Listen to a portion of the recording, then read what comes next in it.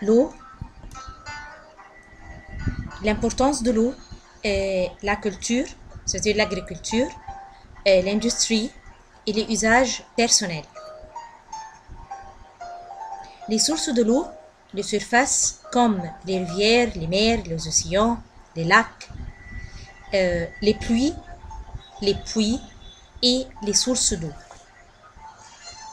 La composition de l'eau, la molécule d'eau est formée de 3 atomes. Un atome d'oxygène et 2 atomes d'hydrogène.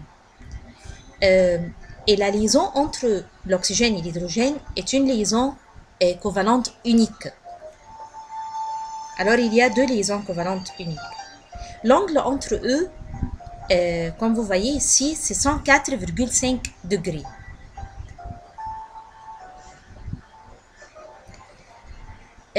Entre les molécules d'eau, il y a une autre liaison appelée la liaison hydrogénée. D'abord, c'est à cause de quoi? C'est à cause de la grande valeur de l'électronégativité de l'oxygène. Il en résulte entre les molécules polaires de l'eau un genre d'interaction électrostatique faible, et c'est ça la liaison hydrogénée. Là, pour vous montrer la liaison covalente et la liaison hydrogénée. La liaison covalente, c'est entre l'hydrogène et l'oxygène dans la molécule. Et la liaison hydrogénée, c'est entre l'hydrogène et l'oxygène, entre 2 molécules. Une molécule et une autre molécule. Et là, la liaison qui relie entre les molécules. La liaison hydrogénée est considérée un des facteurs responsables des propriétés anormales de l'eau. Anormales, ça veut dire qu'ils ne sont pas normales du tout. C'est à cause toujours de la liaison hydrogénée. Les propriétés de l'eau. L'eau est parmi les composés uniques dans leur présence dans la nature sous 3 états de la matière. Ça veut dire on peut trouver l'eau sous l'état solide, comme la glace, l'état liquide comme l'eau des mers ou des océans, et la vapeur d'eau.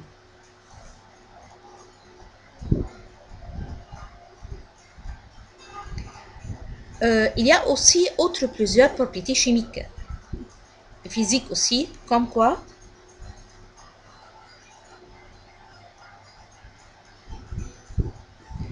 il est un bon solvant polaire.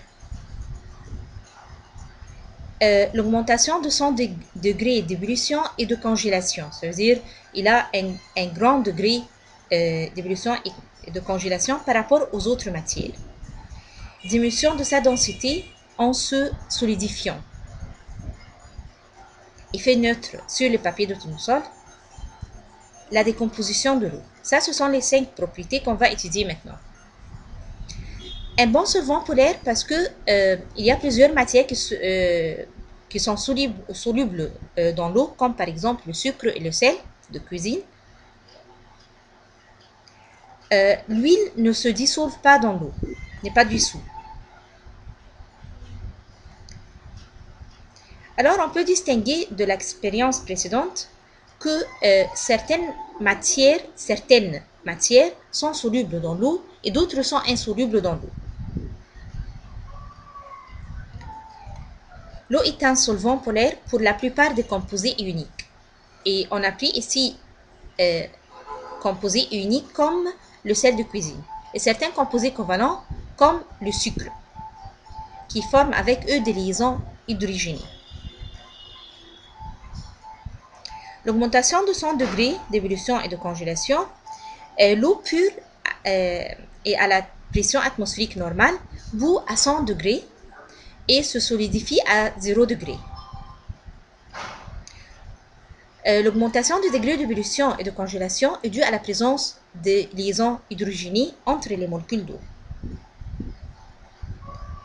La diminution de sa densité en se solidifiant, ça veut dire que l'eau sa densité est plus petite que à l'état solide qu'à l'état liquide. L'eau diffère du reste des matières en ce que sa densité à l'état solide est inférieure à sa densité à l'état liquide. Pourquoi?